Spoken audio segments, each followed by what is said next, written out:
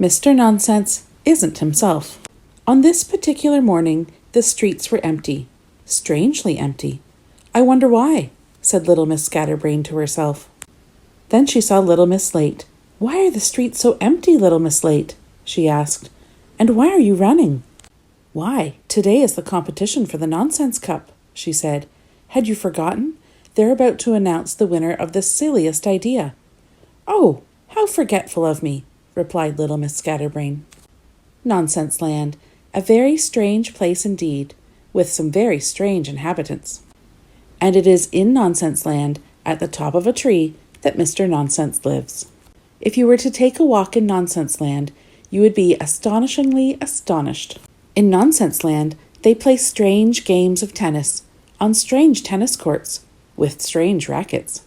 On that morning, Mr. Nonsense was playing with Mr. Silly and little Miss Dotty. And as for the fourth player, it was a pig. Yes, a very cute pink pig. Donk! Poor Mr. Nonsense.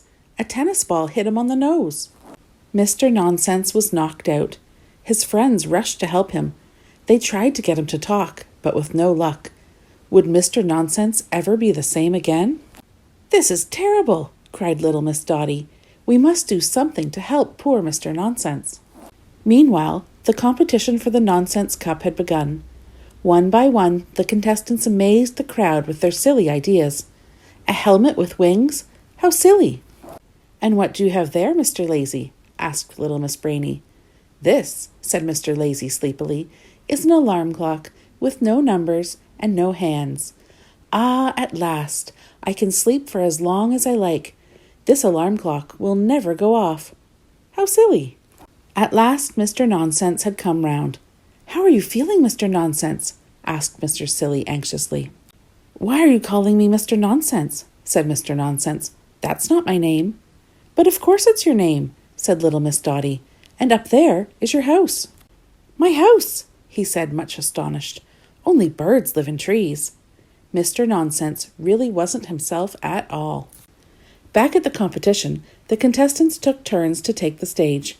The crowd clapped and clapped when they saw Mr. Bounce's idea. It was egg juggling. What a silly idea! You may not be surprised to hear that Mr. Nonsense didn't want to have anything to do with such a silly competition. But little Miss Dotty pushed him onto the stage, hoping that it might help him remember who he was. "Stop calling me Mr. Nonsense," complained Mr. Nonsense. "I don't even know who you are, and you don't have a right to." "Welcome, Mr. Nonsense," said little Miss Brainy. "I imagine that this year, as every other year, you will have found a splendidly silly idea."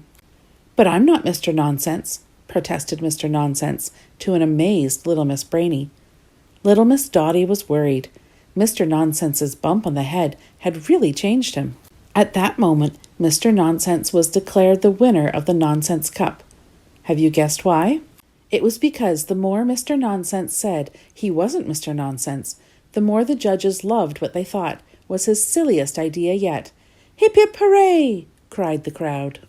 Mr. Bounce joined in the celebrations by juggling higher and higher. But Mr. Bounce threw his egg so high that he just couldn't catch it, and donk! The egg hit Mr. Nonsense on the nose. "How nice to see you, little Miss Dotty," smiled Mr. Nonsense. "But I'm feeling rather hungry. Let's go and eat a strawberry jam and mustard omelette." "Thank goodness," smiled little Miss Dotty. "You're back to your usual self.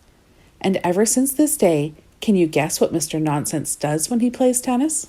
He wears a helmet, of course, with wings."